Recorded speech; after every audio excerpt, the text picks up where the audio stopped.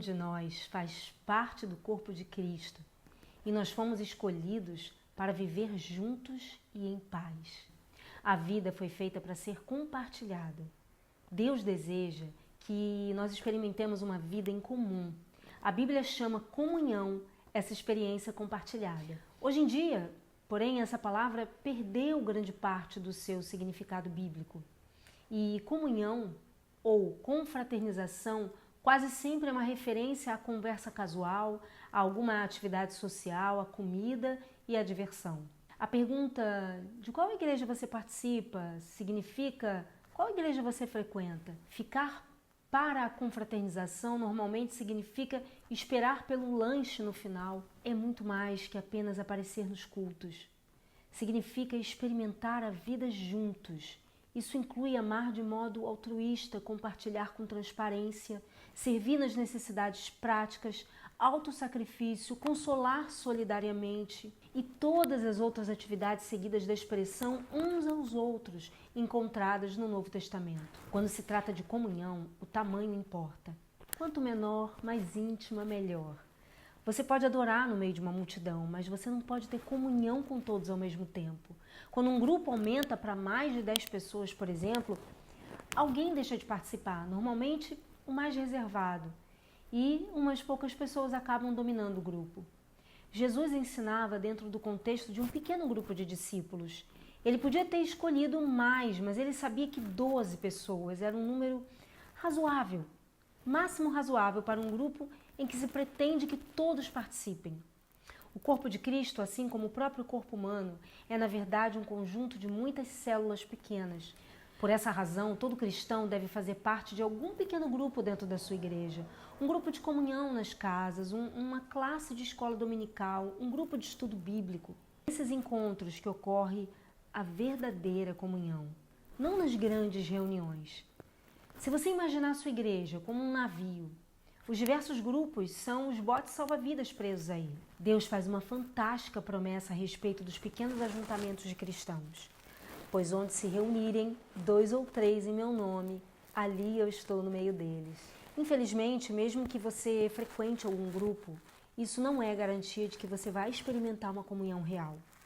Muitas classes de escola dominical e outros grupos na igreja ficam presos à superficialidade e não fazem ideia de como é experimentar a verdadeira comunhão. Mas qual a diferença entre a comunhão verdadeira e a falsa? Na verdadeira comunhão, as pessoas experimentam autenticidade, verdade. A comunhão autêntica, ela não é superficial. Ela não se resume a conversas sobre banalidades. Ela é genuína, de coração para coração. Às vezes chegando ao ponto de compartilhar assuntos íntimos. Porque a isso se propõe o pequeno grupo. A ser um lugar de intimidade, de acolhimento verdadeiro. A comunhão ocorre quando as pessoas se mostram honestas a respeito de si mesmas e do que está acontecendo em sua vida. Elas dividem mágoas, revelam sentimentos, confessam falhas, dão a conhecer dúvidas, admitem medos, reconhecem suas fraquezas e pedem ajuda em oração. A autenticidade é exatamente o oposto do que você encontra em algumas igrejas. Em vez de uma atmosfera de honestidade e humildade, há uma conversação fingida, encenada e politiqueira, superficialmente educada e frívola. As pessoas vestem máscaras, mantêm a guarda e agem como se sua vida fosse bem-sucedida em todos os aspectos. Essa atitude decreta a morte da verdadeira comunhão. Somente quando somos sinceros sobre nossa vida é que experimentamos a real comunhão. Não é um lugar para se disputar quem está melhor e quem é mais abençoado. A Bíblia diz, se porém andarmos na luz como Ele está na luz, temos comunhão uns com os outros. Se afirmarmos que estamos sem pecado, enganamos a nós mesmos e a verdade não está em nós. O mundo pensa que a intimidade ocorre no escuro, mas Deus diz que ela faz parte da luz. As trevas são usadas para esconder ferimentos, erros, medos, fracassos e falhas. É na luz que os trazemos todos para um lugar aberto e admitimos quem realmente somos. Naturalmente, ser autêntico exige coragem e, ao mesmo tempo, humildade. Significa enfrentar o medo de ser exposto, da rejeição e de ser novamente magoado. Por que alguém correria tal risco? porque é a única maneira de crescer espiritualmente e ser emocionalmente saudável. A Bíblia diz: façam disso uma prática comum. Confessem seus pecados uns aos outros e orem uns pelos outros, para que vocês possam viver juntos, integrados e curados. Só cresceremos assumindo riscos. E o mais difícil de todos é ser honesto com você mesmo e com os outros. Na verdadeira comunhão, as pessoas experimentam reciprocidade. Reciprocidade é a arte de dar e receber. É depender um do outro. A Bíblia diz: o modo pelo qual Deus formou o corpo humano é um modelo que nos ajuda a entender nossa vida comunitária na igreja. Cada parte depende da outra. 1 Coríntios 12, 25. Somos mais constantes em nossa fé quando outras pessoas caminham conosco e nos incentivam. A compaixão satisfaz duas necessidades fundamentais do ser humano: a de ser compreendido e a de ter seus sentimentos respeitados. Compreender e respeitar o sentimento de alguém abre caminho para a comunhão.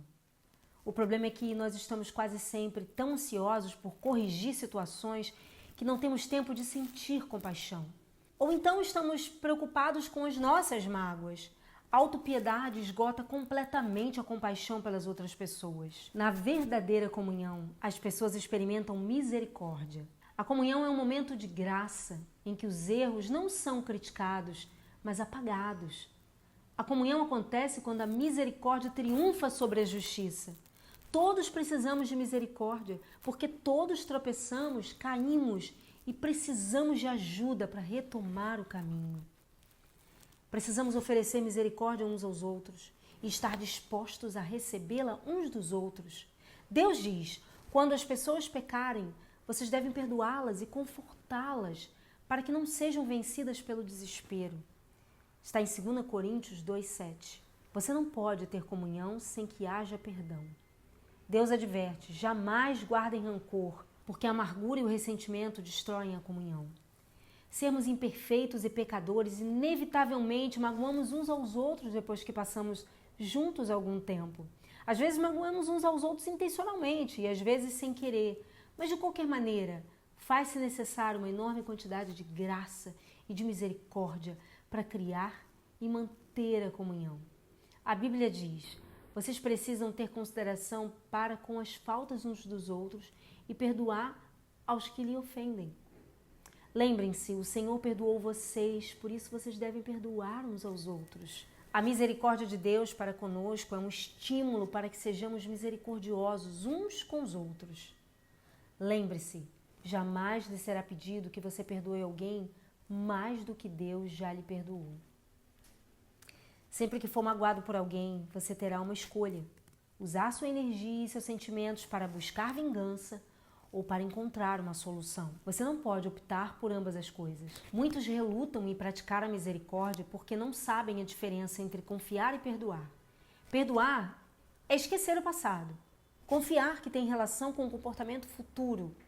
O perdão deve ser imediato, tenha ou não a pessoa pedido por ele. A confiança ela é reconstruída com o decorrer do tempo. Confiança exige antecedentes.